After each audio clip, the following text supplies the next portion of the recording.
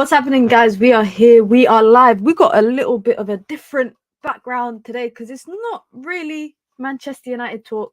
But if you do want Manchester United talk, then make sure you come back to the channel at around 10 p.m. I think it's 10 p.m. or 10:15 p.m. UK time, where we're going to be talking about a lot of Manchester United news. Not really so much about Erik ten Hag's review situation, but we're going to be talking about some other transfer stuff. So if you want the United stuff, then come back or stick around now and then come back later on. Big up to everyone locked in. Be sure to hit the like button and be sure to subscribe. The Euros are here. Well, it's not here yet, but it's here on Friday when Germany will be kicking off the competition. Now, if you remember 20 years ago at the Euros, a few players announced themselves on the stage, on the international stage, and it's unbelievable that some of them are still playing international football right now. Like, that is what you call longevity to next levels. Be sure to hit the like button, guys,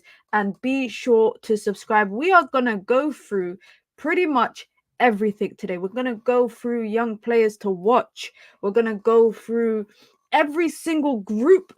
We're gonna do a prediction of who's going to win each group, who's going to go through to round 16, quarters, semis, finals.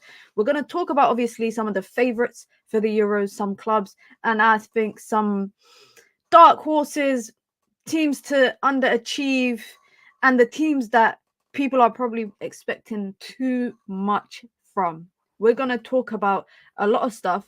Be sure to hit the like button and be sure to subscribe. Big up to everyone locked in. It's nice to take a break from talking about Manchester United stuff and just club stuff. Like I said, we're going to talk about United stuff later on tonight if you lot are still around. But we got the content is contenting. After this stream, I'll be live on Mo's channel. I don't know if I can redirect you lot there, but come through to Mo's channel. We will be there talking about Manchester United stuff, and then we'll be back here on my channel later on as well. Now, I want you lot to get involved in the chat, of course. I want to hear your thoughts, especially about the Euros when Copa America's coming up. We'll probably do a similar stream to this. Now, I don't know about watch-alongs during the Euros, guys. I'm not gonna lie, I don't know about the watch-alongs, but I don't know. My family have been saying they want to join me on a watch-along. So I don't know if that's something that you guys want to see, just a bunch of my relatives on a watch-along with me. I don't know. If I'm going to do something like that, it will definitely be for the Euros.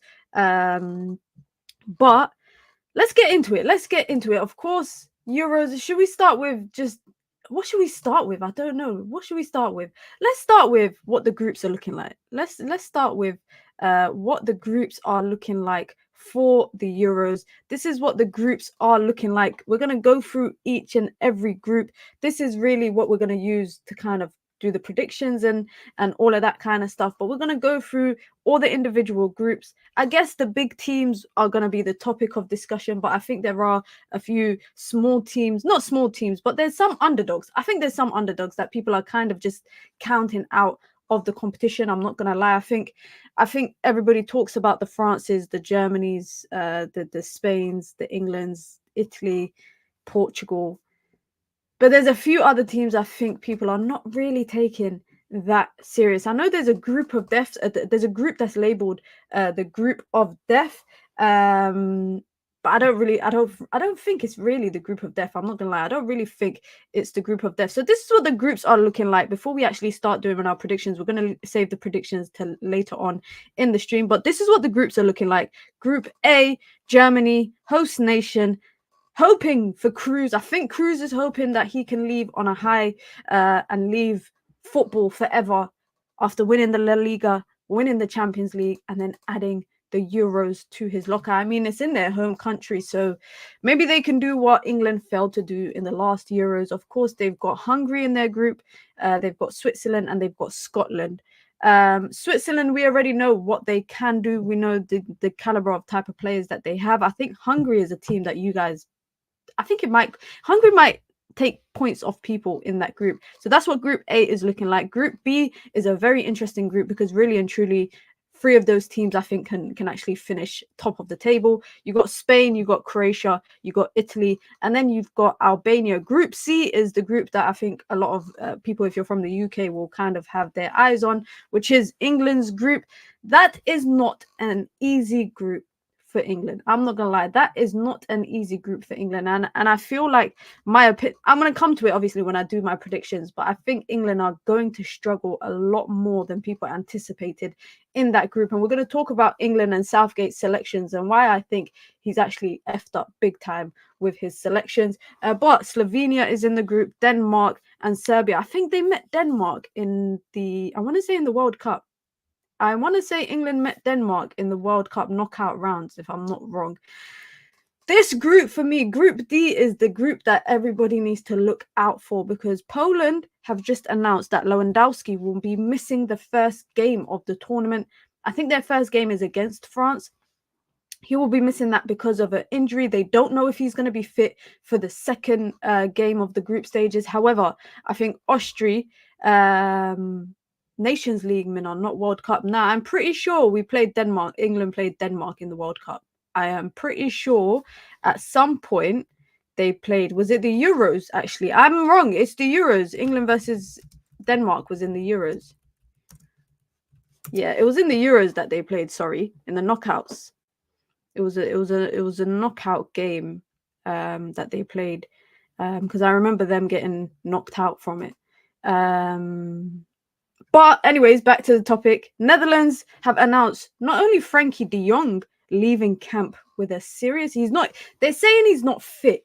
So I'm sure by saying he's not fit, they're kind of alluding to the fact that he's injured. But he has left, and Cooper Miners has left as well. So they are losing players bit by bit, the Netherlands. Group E, which for me should be the most easy. It should be the group that Belgium top. But, with Belgium, you just never really know. Ukraine, Slovakia, Romania, and Belgium. And Group F, Portugal, Czech. It says Czechia here on beIN. I'm using this on beIN, but I'm pretty sure that's Czech Republic, Georgia, and Turkey. So that's what all the groups are kind of looking like for the Euros. I'm not gonna lie, I think out of two of those groups are I don't want to say easy groups, but there should be comfortably someone topping that table. And that's just me being devil's advocate for people like France, etc. Just, hoping that they have a good group, so it's going to be entertaining. But I think Portugal and Belgium should comfortably top their table. Portugal, for me, is so stacked as a team.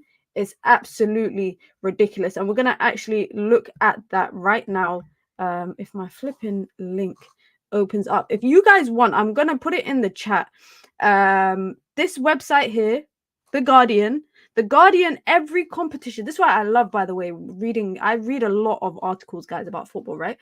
The Guardian, every competition, whether it's men's or women's Euros or World Cup, etc., they do like a full guide on every team. They do their strengths, their weaknesses, breakdowns on every individual player that's in the team as well, and then on the manager. It's very interesting, so I'd very highly recommend you lot check it out. I'll put the link in the bio of this video afterwards as well. So just as we were talking, we're kind of gonna look into, I will say, the teams that are the favorites, the teams that are I will say the biggest topic of discussions, and it's really a certain number of nations, and it is the bias, of course. It's the English bias here. And then it's France, it's Germany, it's Ronaldo's probably final competition with Portugal, so he's going to be the face of Portugal. Will he get dropped by Roberto Martinez? We don't know.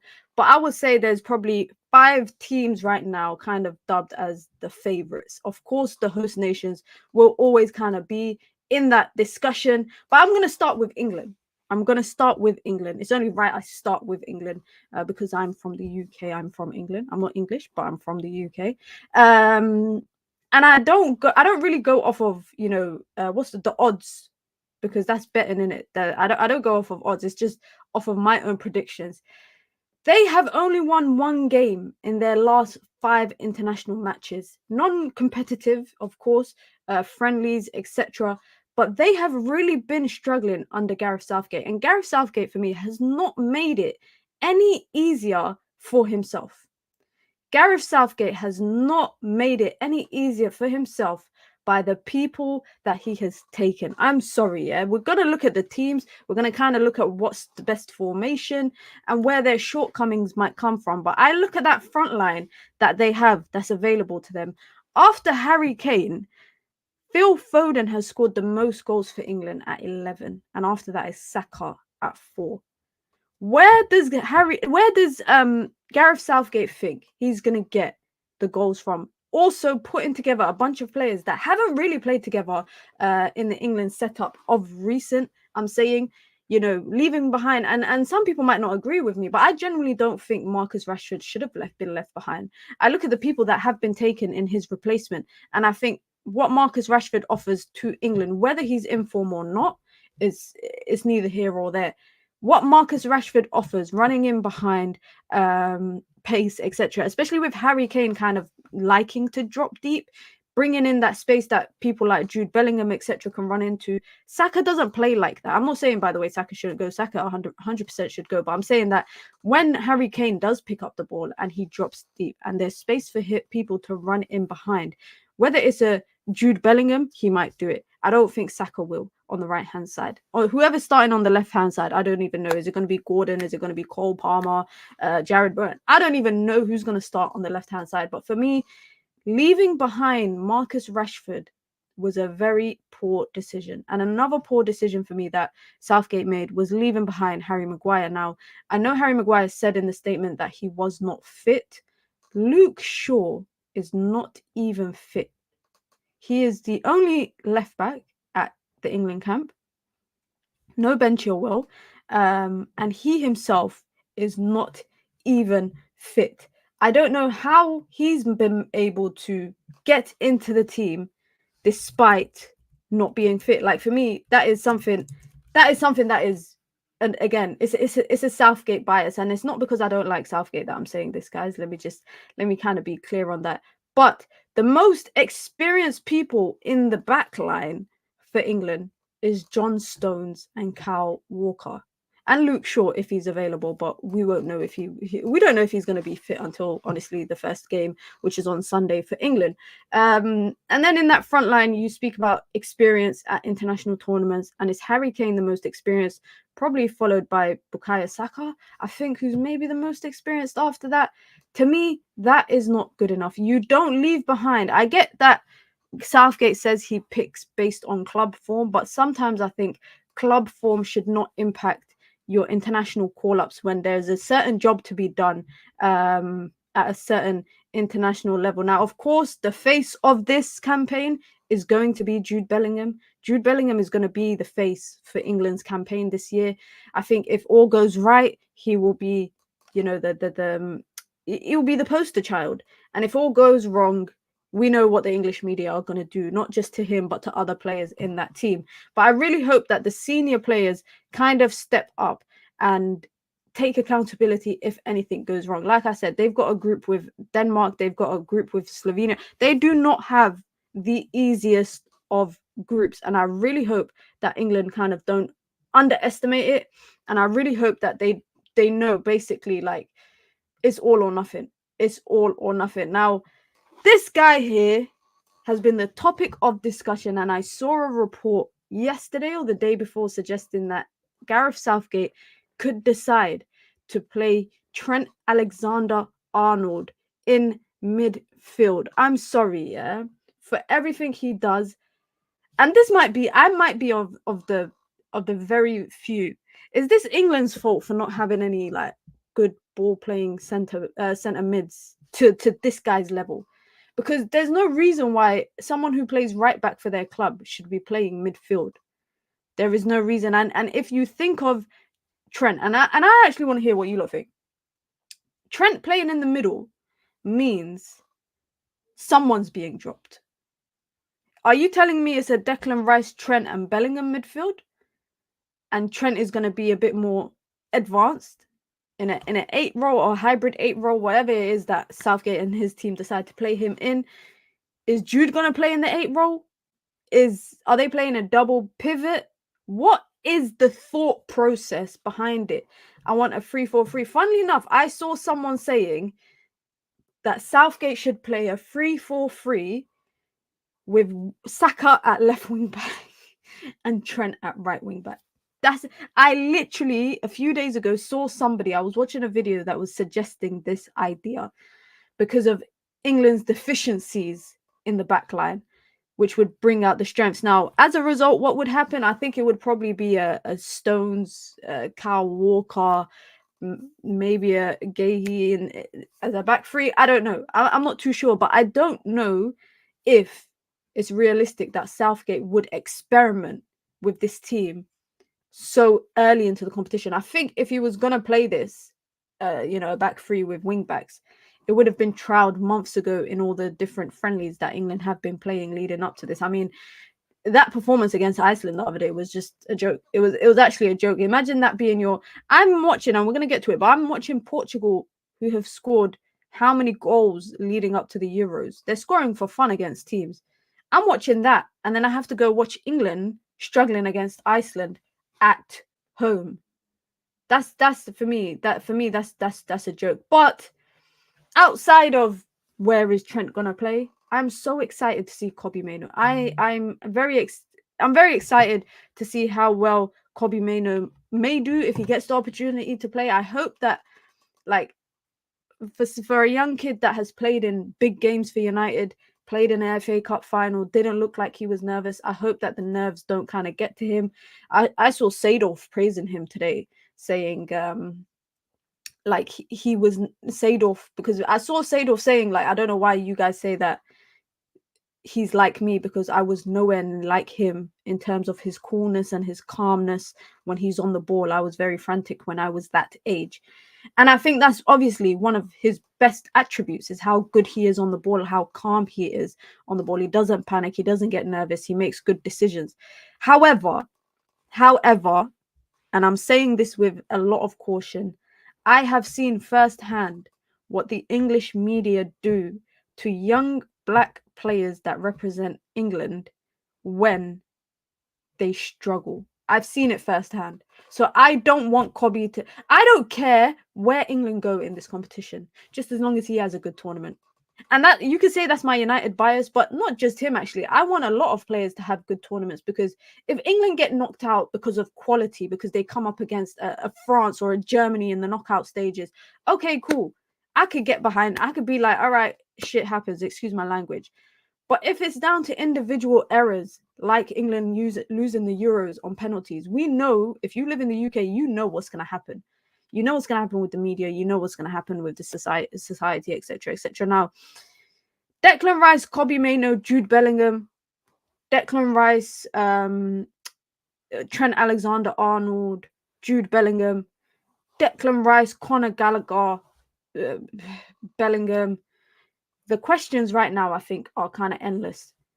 Eze is available in the forward line. Sorry, you got Anthony Gordon, etc. Leaving behind for me, and I'm gonna stick to this. Leaving behind Marcus Rashford is going to be what comes back to bite Southgate in the arse. I'm telling you that. Like, I don't care what. Hold me to it. Hold me to it. You can say it's my United bias. I don't care. But leaving behind Rashford is going to come back and bite Southgate in the arse. Now, guys, I'm sorry. I'm just trying to do like timestamps in it, so when people watch the stream back, just so that they know what we're on. But that's England for you. That's England for you. Should we do let's do the formation predictions kind of before we move on to the next team.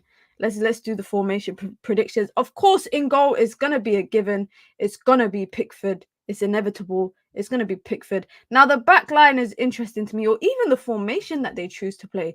England have for so long under Southgate been playing 4-3-3, so I don't see why they won't play 4-3-3. I think with the 4-3-3 is realistically going to be this guy here a bit more advanced and these two a bit more central. Who plays there? Let's find out. Right back, I will say Kyle Walker. I will say Kyle Walker at right back. I will say I can't believe, by the way, sorry, Kadeem, our resident Everton fan, I cannot believe Jared Branthwaite got left at home.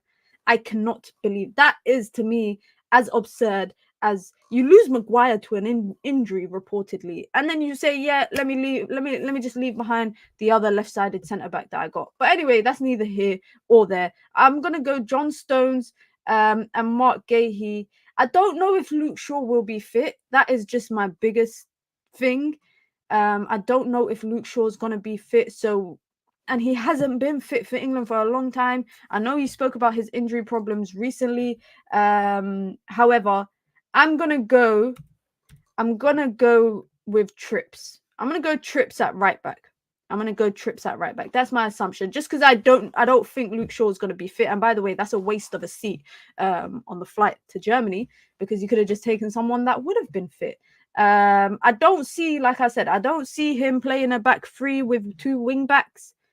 It could be a last minute kind of resorting thing, but I just don't see it happening. For me, I think Southgate is always too stuck in his ways. I think Southgate is stuck in his ways with his decisions. And it's not just him, his whole technical team. And what works for him is what works. Like, it is what it is. Now, in the midfield, this is the interesting part. I'm going to go with, inevitably, Declan Rice, Jude Bellingham, who I think will play a bit more advanced. I think his World Cup performance role, the role that he had for England, was good. I'd be fuming if I was Tyreek Mitchell. Honestly, you know what? I was thinking that the other day. I was like, what does Tyreek Mitchell have to do to get consistent opportunities to get called up? Because he's been performing for Palace this season. And to be honest, not just him, but look at Tomori, for example. Tomori is from Nigeria, right? Bro should just go play for Nigeria. I don't know why he's waiting around for Southgate to call him, because look how light they are in their look how light England are in the quality in their centre backs, and Tomori still couldn't sniff a chance. That's his business. But yeah, Tyreek Mitchell, I hear it. I don't know how Tyreek Mitchell doesn't get a call up. Now, for me, guys, and this is where you lot can kind of help me decide, it's that final midfielder. I think Jude, inevitable. Rice, that's a given. Who is that other midfielder? Is it a Conor Gallagher? Would it be a Kobbie Mainoo? Would it even be a Trent? Who do you guys think will play there? I don't know why. I don't think it will be Trent. Definitely not in the early stages. Maybe when England might get into that, maybe if they get to the latter stages of the competition, they might need that. I think for me, it is suicide to have one lone midfielder in Declan Rice. For me, I think it's suicide. I think to have two quite advanced midfielders is not good enough. I think, especially if you've got a Gordon on the left who's like basically borderline hugging the touchline, and you got Saka, to have two advanced midfielders to support Harry Kane, who's basically, Harry Kane's going to be dropping deep, yeah? And Bellingham is going to be exploiting that space. I think it's essential that the wingers exploit that space with him, or utilize that space with him. And I think having a Trent playing a bit more, advanced, and having Declan Rice as a lone midfielder with Bellingham more forward, it's just too many people and just not enough space. You know what I'm saying? So for that reason, my bias makes me want to say Kobbie Mainoo. But I did see a report, Ed's right, I did see a report the other day that was saying that it's Trent. You know what? Let me go with that. Let me not go with my bias, and let me just go with my realisticness. Let me be realistic as to what Southgate will do. And now it's the front line. I think the front line kind of picks itself with the winger in Bukayo Saka and the forward man in Harry Kane. And then it's that left-hand side. It's that left-hand side, which for me, I'm going to say it again, should have been Marcus Rashford, but it's not. You got Foden, you got Cole Palmer, you've got you got players who are obviously young, but some of them, this is their first big major tournament. Not even just the younger players. You got the others like the Watkins and the Ivan Tonys, etc., where this is their first major tournament. I'm not gonna lie, I get I get Ivan Toney going, but also I don't get it at the same time, just because I don't think he's been that great since returning from his suspension. But England need strikers, and you can't rely on Harry Kane at all times, which is, again, another reason why Southgate should have taken Rashford. But let me not try to get too overwhelmed about that. That left-hand side for me, it could be anyone. I do feel like it kind of can be anyone. I think it's likely going to be Anthony Gordon. I don't know why. I think it's likely going to be Anthony Gordon. But it could be Cole Palmer. It could really be everyone. And then, honestly, guys, I even forgot about Eze, bro. I forgot about Eze. I look at this team now, and I'm so underwhelmed. I am so underwhelmed with this England team. It is very, for me, very, very disappointing. But hey, that's why when we come to the predictions, you lot will see kind of what I've predicted for England. Now, next up on the favourites, which they are the favourites going into every major tournament since 2017 times, is France. France is the next favourite for me. I think after the World Cup, after the last Euros, there's a bit of redemption for them. Of course, it's funny because I'm talking redemption for Kylian Mbappe, but the guy's only 25 years old. If he plays to Ronaldo's age, he's got a lot of tournaments left in him. Of course, the Euros is a trophy that he needs to add to his cabinet. Of course, he's only got that and I guess the Champions League missing. He's won a league title. He's won the World Cup, etc., etc., etc.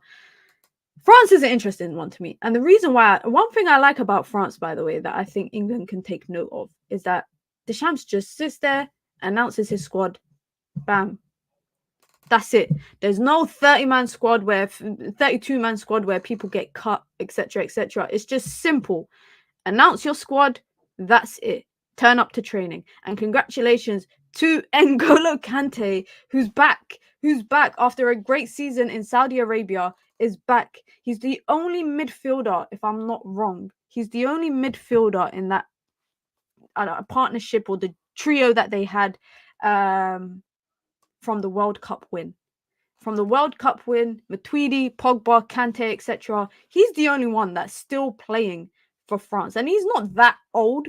But of course, there's younger players within the France setup that could have gone, of course. But I'm not mad at it. I'm not really mad at it. Now, think of the back line for France. Yeah, I'm gonna name the back line that Deschamps has taken.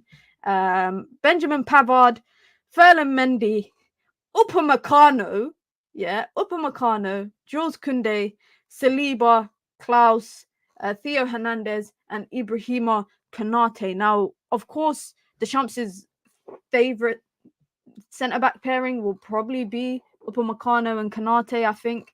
Saliba, I think, will be very lucky to play in the Euros. I think like it has to be some heavy rotation, like the third game of the group stage where they've gone through guaranteed, and it's a heavy rotation. Then the midfield is the one that I'm just like, oh my days. Forget even the forward line is equally just as good. But you got Eduardo Camavinga, you got Antonio Griezmann, who was playing in that he had a bit of an altered role, by the way, in the World Cup. So I think he'll be playing a lot more in that playmaking, deeper role. You got Tchouaméni, you got N'Golo Kante. They're calling him the comeback kid. There's nothing kiddish about him, but they're calling him the comeback kid. You got Rabiot, you got Warren Zaire-Emery, and you've got my boy Youssouf Fofana from Monaco. Hopefully will be a Manchester United player by the end of the transfer window. And then the front line, you've got the veteran. This is a true French veteran, Olivier Giroud. You got Marcus Thuram, you got Kingsley Coman, you got Bradley Barcola, the young player up and coming for France. You got Ousmane Dembele, Kolo Muani. Listen, bro, all I'm saying is he needs to redeem himself. He needs to redeem himself for that chance in the World Cup final. And of course, the superstar Kylian Mbappe. When you look at that team, how can they not be the favourites? I think any team that has Kylian Mbappe with them is going to be the favourites. It's very interesting to see what Deschamps does, if he's going to opt to go for Mbappe through the middle. And, you know, you got Coman, etc., Dembele, you can use them as wingers, or will Deschamps go for what they did in the World Cup was essentially putting him on the left and having a Kolo Muani through the middle. Now they got Olivier Giroud, etc. This, like I'm saying, this French team is stacked. Of course, players have retired since that last competition, since the last Euros and the last World Cup. There's been players that have retired from France, most notably Raphael Varane. So they don't really have the experience. But I was reading a stat that said that Kylian Mbappe has 47 goals in just 79 games for France. And this will be his first time as the French captain. So could it be he is the captain and he leads them to a Euros? I don't know, man.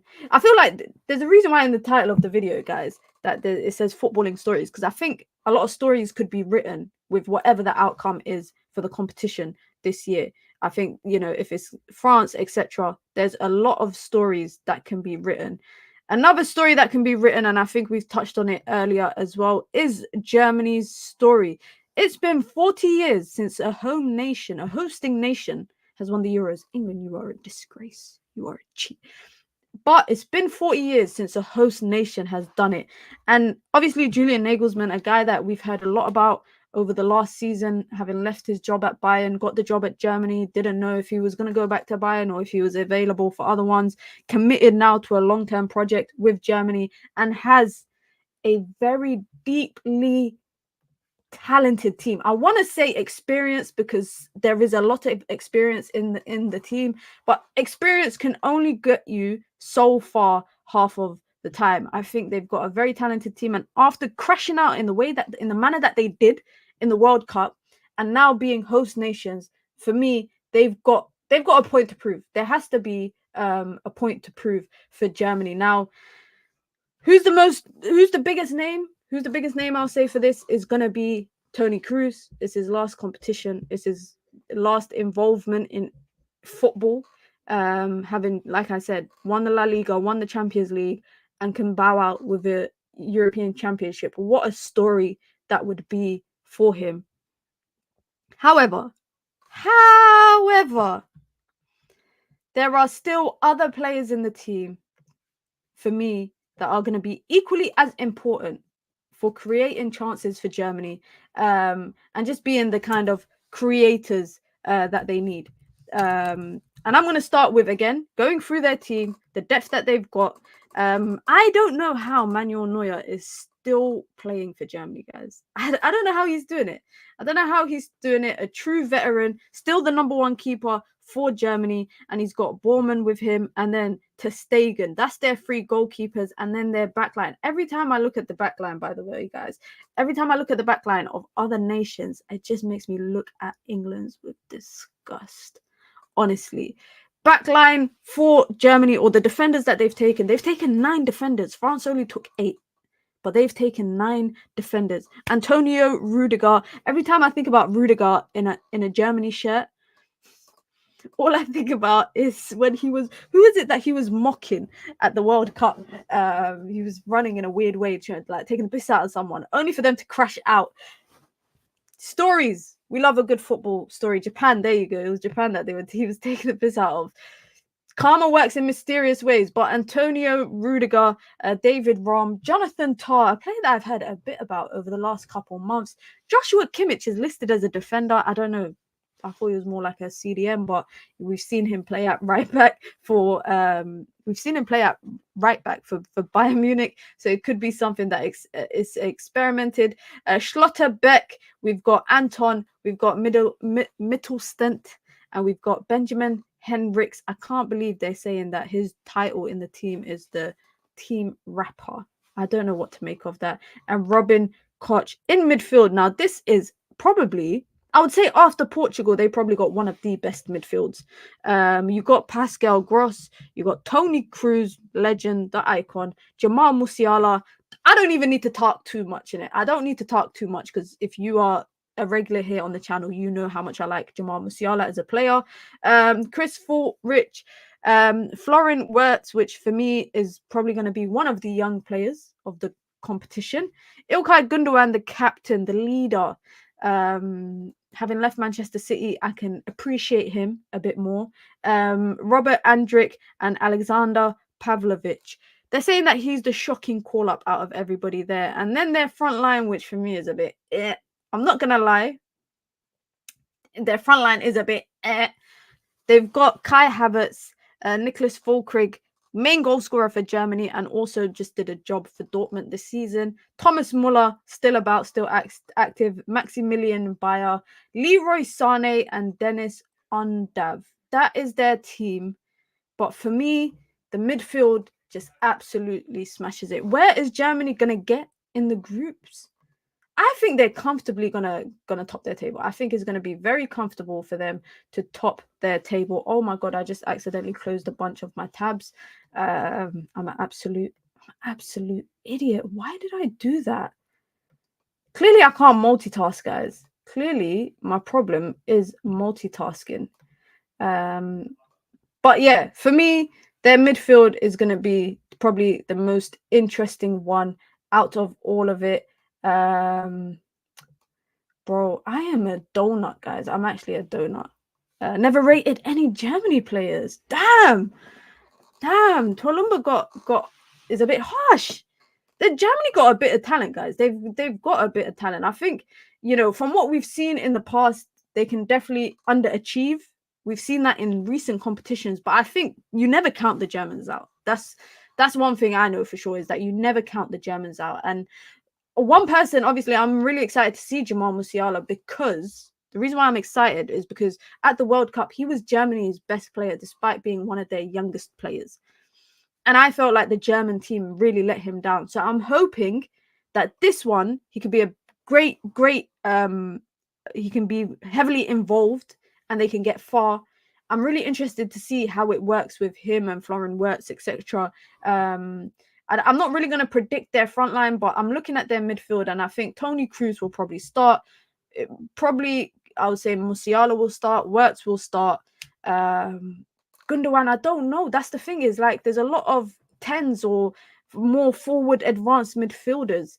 I'm very interested to see actually how they will line up for the opening game on Friday. The competition starts on Friday, so of course that will be the opener. But for me, guys, the team that we don't talk too much about, and the team that probably have one of the best qualities in depth for every position, is Portugal. For me, is Portugal. Now, obviously, Roberto Martinez is their manager. Didn't work out for him with Belgium, and we're going to talk about Belgium and their what do they call them? They call them their golden generation. Ain't nothing golden about them, but their golden generation. Could he do it with Portugal? Could Ronaldo, 20 years after making his debut at the Euros, could he go out? Gundogan is captain. He is the captain. He is the captain for Germany. But on the topic of Portugal, could Ronaldo go out maybe from international football? I'm not saying that he's going to retire, but you never know. I feel like if Portugal do well, that Ronaldo might just F around and be like, I'm staying until the World Cup. And then the World Cup comes, and then he has a good World Cup, and then he says, yeah, I'm staying until the next Euros. It's only 2 years in between. I don't know. I don't even know his role in the team this year for Portugal. Is he gonna? He's been involved in the qualifiers for them. I know that for sure. He's definitely been involved in the qualifiers. However, I don't know if he's gonna start. Now, for me, if he comes out at some point during the competition and says, this is my last competition for Portugal, I want him to win it. Like, shoot me, arrest me, I don't care. I don't care. But if he comes out, and I don't think he will ever do it. I think if he was to announce that he's retiring from international football, I think it would be after the competition is done. However, I'm looking at him in Saudi right now, and I'm thinking he's probably got one more World Cup in him. He's probably got that one more World Cup in him, and then he probably might retire from international football after that. But Portugal's depth, they have one of the best squads, easily, for me, without a doubt. They've got one of the best squads, one of the strongest squads, because I think position for position, they have so much depth. And not just the depth, like England got depth, but they don't have, for me, quality in the depth. Whereas Portugal do. You look at their backline or their goalkeeping, they got Rui Patricio, Jose Sa, and Diogo Costa. That's 3 great goalkeepers. Diogo Costa had he had a few blunders at the World Cup. Not gonna lie, he had a few blunders, but he's still a very good goalkeeper. You look at their backline again, similar to Germany, they're taking 9 defenders, and like for like, I'm not joking, guys. They've got fight, they've got grit, they've got strength, they've got PMP, they've got everything in that backline. They got technical ability. Of course, they got our boy Diogo Dalot as well. They got Nelson Semedo. Pepe is still playing. I'm shocked. I'm shocked with Ronaldo, but I'm equally as shocked with Pepe that he's still playing as well for Portugal. They've got Ruben Diaz, Diogo Dalot, as I mentioned, Danilo Pereira, Gonzalo Inacio, a player that United have been linked to. So that's not a new name because we've spoken about him here on the channel. Nuno Mendes, João Cancelo, and Antonio Silva. That is serious quality, but I don't know. And you know what, by the way, I don't know what surprises me more.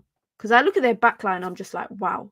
I look at the options they have in defense. Then I look at their midfield and I'm like, wow, this is even better than the defense. Then I look at their front line and I'm like, oh my God, they've got so many options pretty much everywhere. Their midfield, I think equally to Germany's, can go blow for blow. It can go blow for blow with Germany's midfield. Maybe I would say it might even just be better than Germany's. They got João Paulinho, another player, like a lot of players that we've spoken about today that have been linked to Manchester United. We got Man United's very own captain, Bruno Fernandes. Bernardo Silva, for me, in Portugal, is not as impressive as he is at Manchester City. We got João Neves, another player that has been linked to Manchester United. We got Mateus Nunes, Man City player. We got Ruben Neves, and we got Vitinha. That is their midfield. And the technical quality that they have is flipping ridiculous. Excuse my language. And then you got the front line. You got the legend Cristiano Ronaldo. You got Gonzalo Ramos, who kind of announced himself at the World Cup for Portugal and then has been very underwhelming for the last 2 seasons. He's been at PSG, very, I would say, underwhelming, given the fact that he kind of had a lot of people talking about him after the Qatar World Cup. But Gonzalo Ramos is their number 9. João Felix, Rafael Leao, Diogo Jota, Pedro Neto, and Francisco Conceição. That is another player that someone mentioned in my chat a couple days ago that United should look at. And you look at the quality and the depth, you look at the quality and ability, the technical levels. Bro, Portugal, for me, is a team that we actually need to take a bit serious. I'm not gonna lie, it's a team that we need to take a bit serious. Now, just moving away from teams that I'm not taking too serious, these men here, I'm not taking Belgium serious. I think Belgium I'm gonna say skive through how they have in previous competitions. They've got, for me, one of the easiest groups after Portugal, so they should comfortably get through, but they are not that, for me. They're not that. I'm just not convinced on Belgium. I'm just not. I think every competition we talk about Belgium, like, oh yeah, Belgium, but is England gonna come up against Belgium? France gonna come up? Yeah, it's a big game. Nah. I'm not buying it with Belgium. Of course, their team is pretty decent. I look at their backline and is in comparison to others, is quite average. They've got a decent midfield. Of course, they've got Kevin De Bruyne, they got Amadou Onana, and they got Yuri Tielemans. And then, up front, they got, for me, one player that if I was to say there's a bunch of players that I'm gonna watch throughout the competition, it will be Lamine Yamal, Kobbie Mainoo, and Johan Bakayoko. Those 3 are the players that I would say that I'm going to watch. And obviously, like João Neves, etc. But Johan Bakayoko for Belgium, I don't know if he's going to start, but he's a player that I will say I'll keep an eye on. Their front line is probably the best options they have out of their entire squad. They've got Jeremy Doku, they've got Lewis Openda, they got Bakayoko, as I mentioned, they got Romelu Lukaku, Mr. Timberlands himself, and they got Leandro Trossard, amongst other players. Now, this is possibly, I would say, coming towards, it's like the baton switch in the relay race, if you want to say that. It's like the baton switch in the relay race. And the reason why I say that is because I feel like it's the golden generation coming to an end. You know, the Lukaku's, the Kevin De Bruyne's, and it's these new and younger players up and coming, the Doku's, Opendas, the Bakayokos, etc.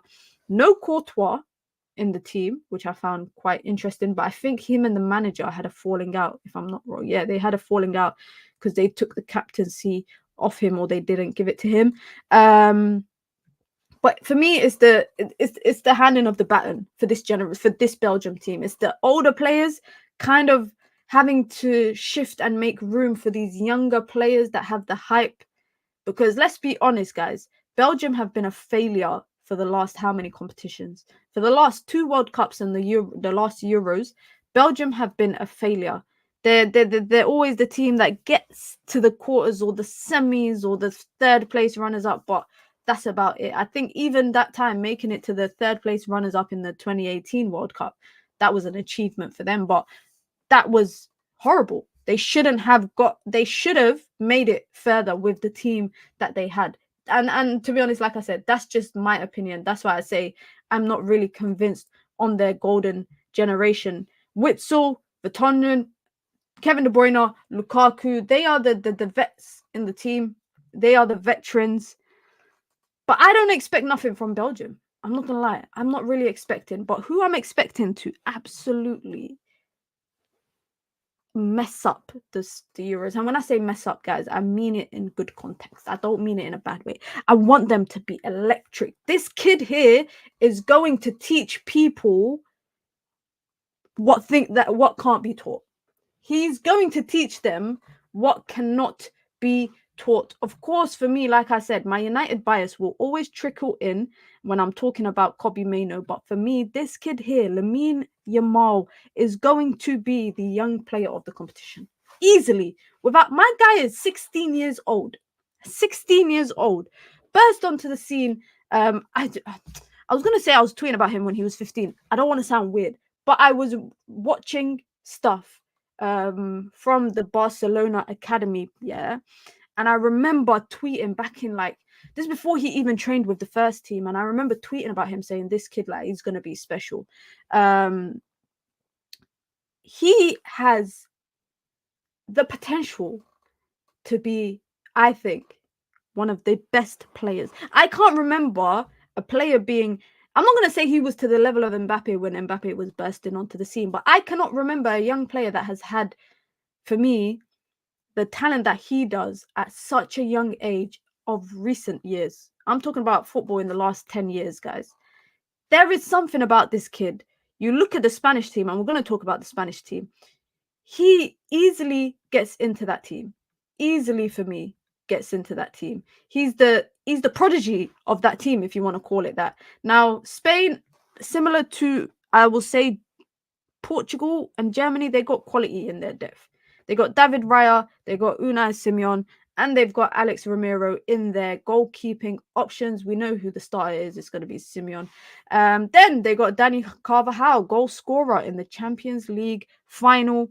Nacho Fernandez, Alex Grimaldo, Emerick Laporte, Jesus Navas, Marco Correa, Danny Vivian, and Robin Lenormand. That is their backline. They've got talent there. It's pretty easy. I think though, when you look at the Spanish team in 2010 and you look at the Spanish team now, I'm just like, is this what Spanish football has become? There was a time when I used to hate the Spanish national team, guys, and not hate I used to hate them because they were so good. They were so good. Of course, they had the Iniestas, the Xavis, the Busquets, etc. Fernando Torres. They had David Villa up. I hated Spain. Cesc Fabregas. All them guys. I'm going to be real. I hated Spain in them times. But as a football fan, obviously, I appreciate it. And now I look now at this Spanish team and their midfield, Mikel Moreno, Fabian Ruiz, Rodri, Pedri, Fermin Lopez, and Martin Zubimendi.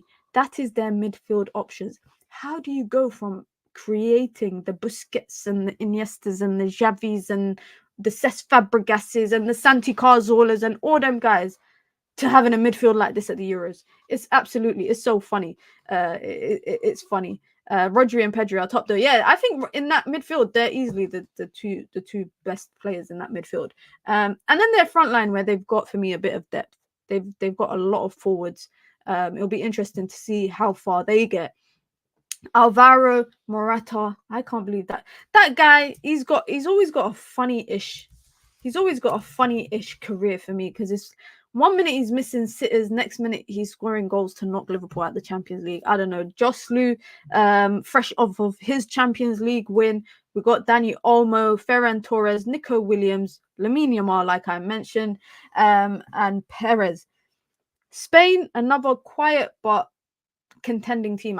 For me, they're not a top contender, but they're definitely a team for me that we can kind of think that we'll make it a bit far. Now I'm trying to find my tab so I can go ahead and we can do our predictions for the competition, but I think I'm an idiot and I closed the tab. Nope, here it is. And this is the best part of the stream. The predictions for me. Listen, I did some little practice ones. I did some practice predictions before I went live earlier in the day, because I was really thinking about, do I go with my heart or do I go with my head? Do I try and be as realistic as possible, or do I just try and be delusional? Because if I'm being delusional and I'm being unrealistic, I will say England's going to win it. That is me unrealistic. That is me being delusional. However, and I'm going to get to it when I get to Group C, I think England's going to be the disappointing team out of the teams that we kind of spoke about in person. So let's go with it. For the winners of Group A, I'm going to say it's going to be Germany. I think Germany's going to win it. They're going to top the table. I don't know with how many points, because I think Switzerland versus Germany might be a good game. I think that'll be a good game. I think Scotland, unfortunately for me, is just going to be rock bottom.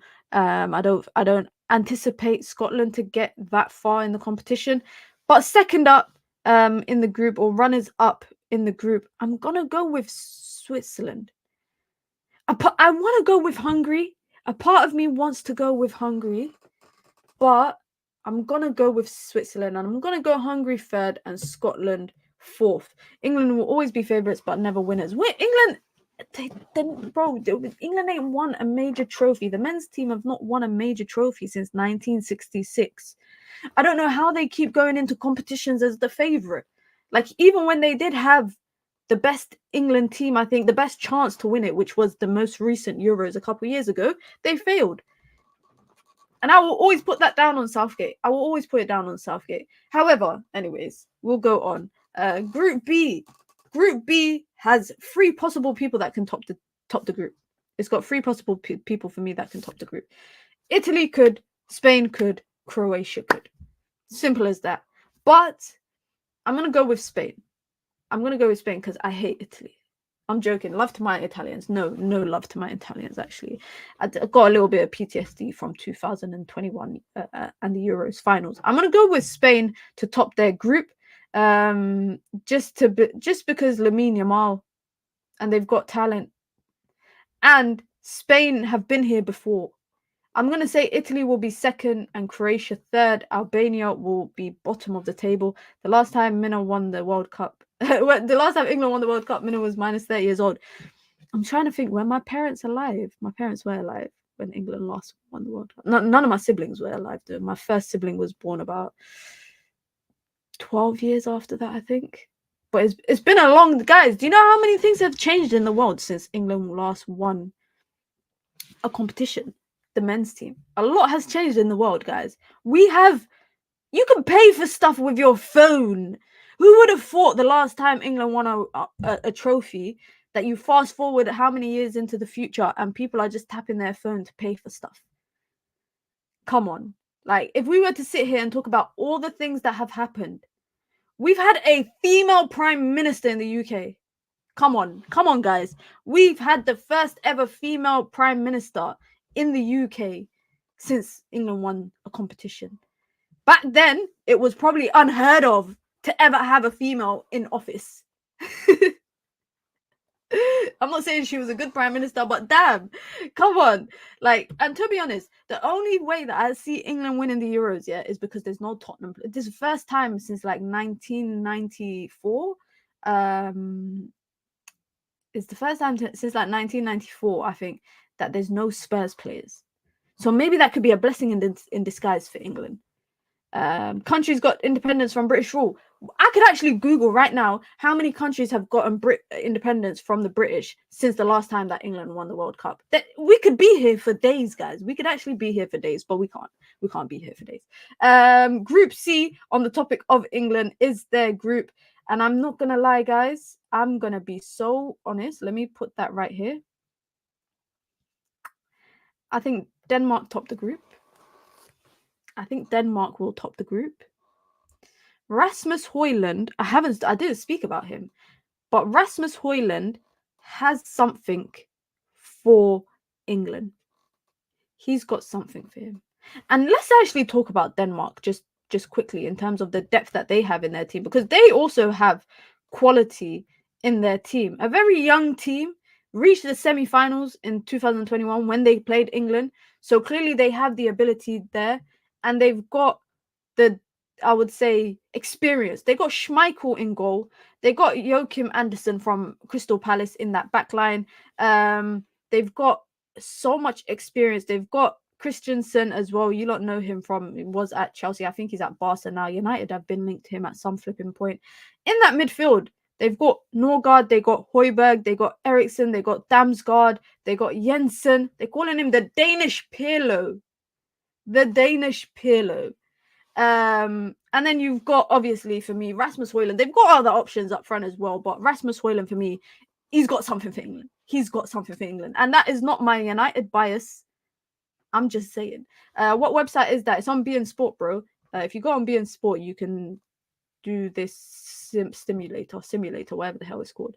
But for me, I think Denmark will top the group. Now, it's a toss-up between Serbia and Slovenia, because I think equally they've both got good teams. I think out of the two of them, I would say Slovenia is probably the one expected to drop out of the group.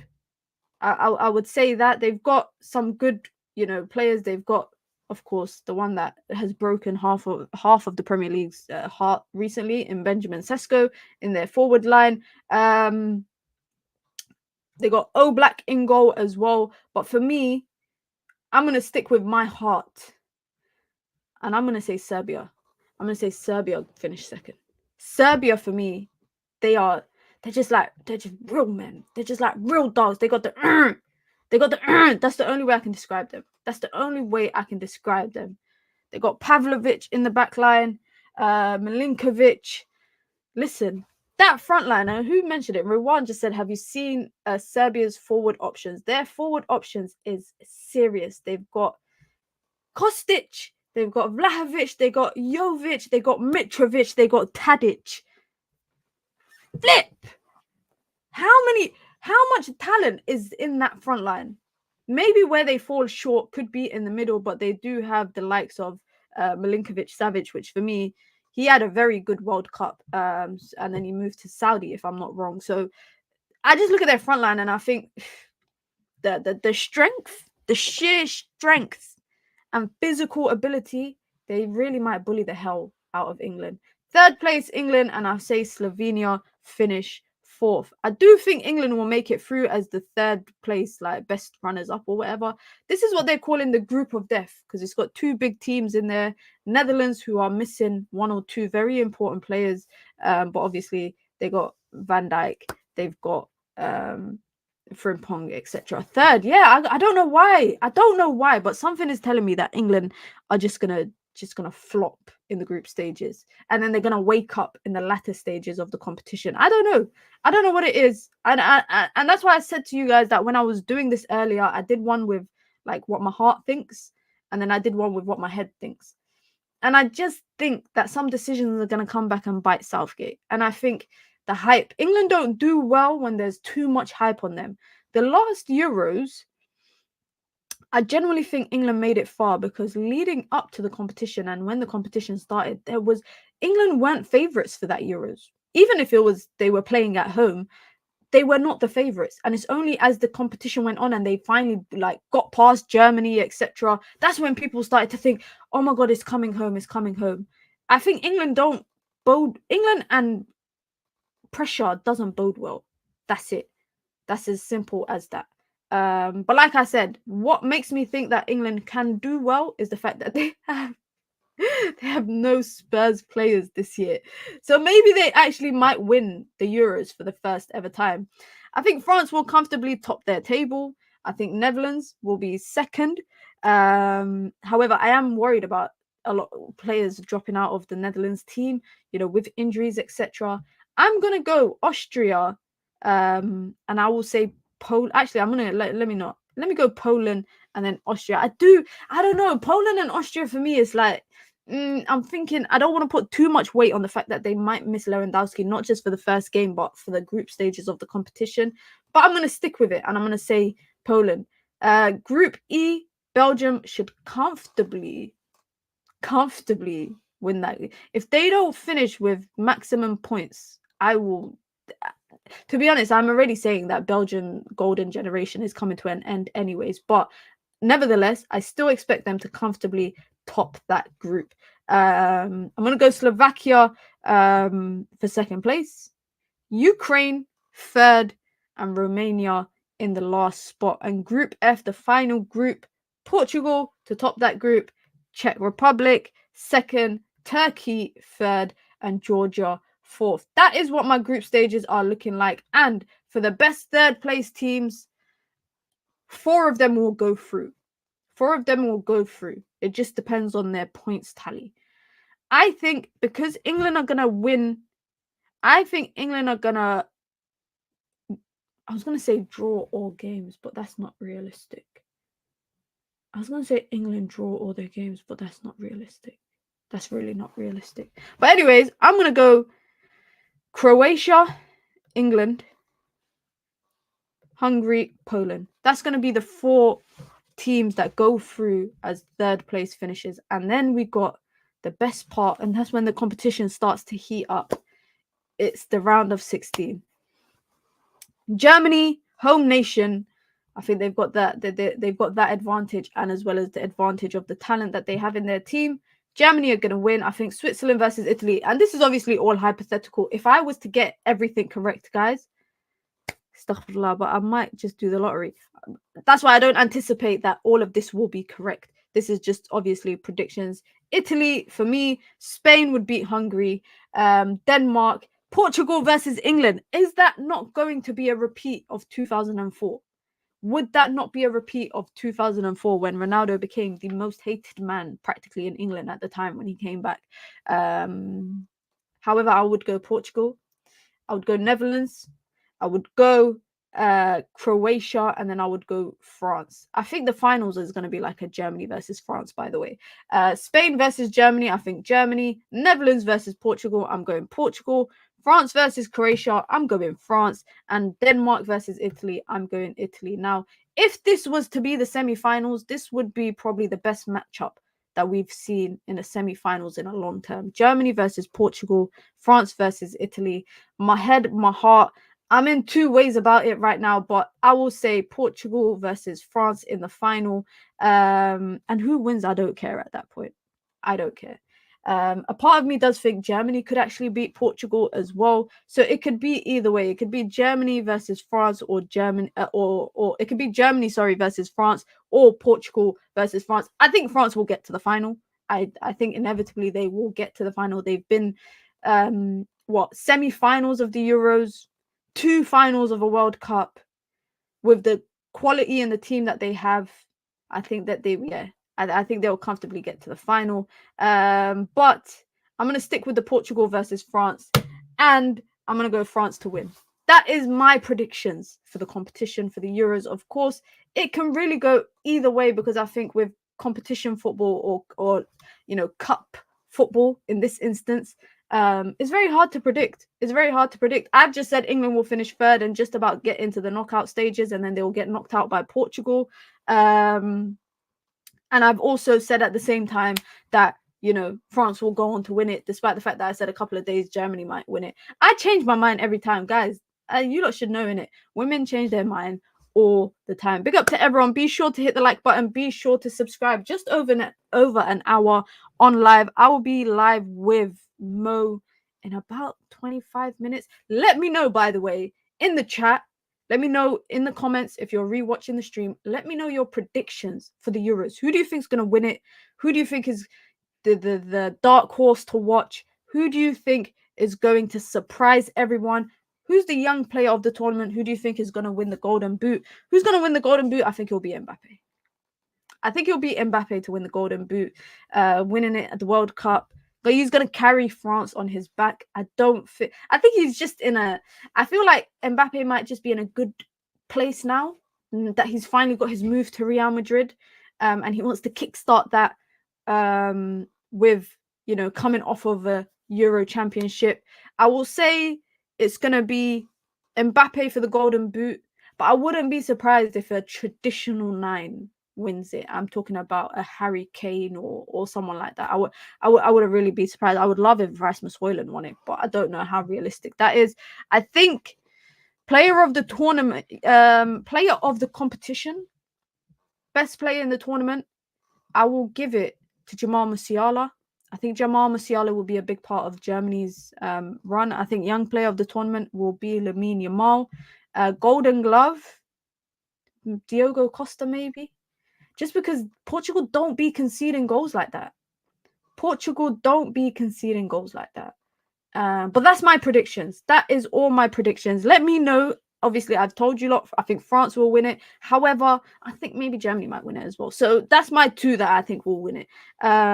Let me know your predictions in the chat, in the comments below if you are watching back. And if you are from the UK, let me know how you think England's going to do. Like, that's what I want to know. Watch-alongs. I don't know if I should do watch-alongs. I haven't decided yet, guys. I'm not going to lie. Just because I think, YouTube and everything is going to be oversaturated with watch-alongs. Everyone's going to be doing watch-alongs. However, my family have asked me to join them if they can join me on a watch-along. I just need to figure out how I can get like 5 people in a camera. It might mean I have to move my setup to somewhere else. But I'm going to figure it out and see if they want to join me for Euros watch-along. I won't be doing it for the first England game because that is on Eid day. So I'll probably be watching it with my family, etc. But I will definitely probably do some maybe post-match stuff, pre-match stuff. I don't know. There's football on 3 times in the day, guys. I can't do watch-alongs for all of them, but I can definitely figure out how I can do maybe once, or maybe I could do like 3 watch-alongs a week. I don't know. I gotta figure it out. And I kind of need to plan. I need to plan properly.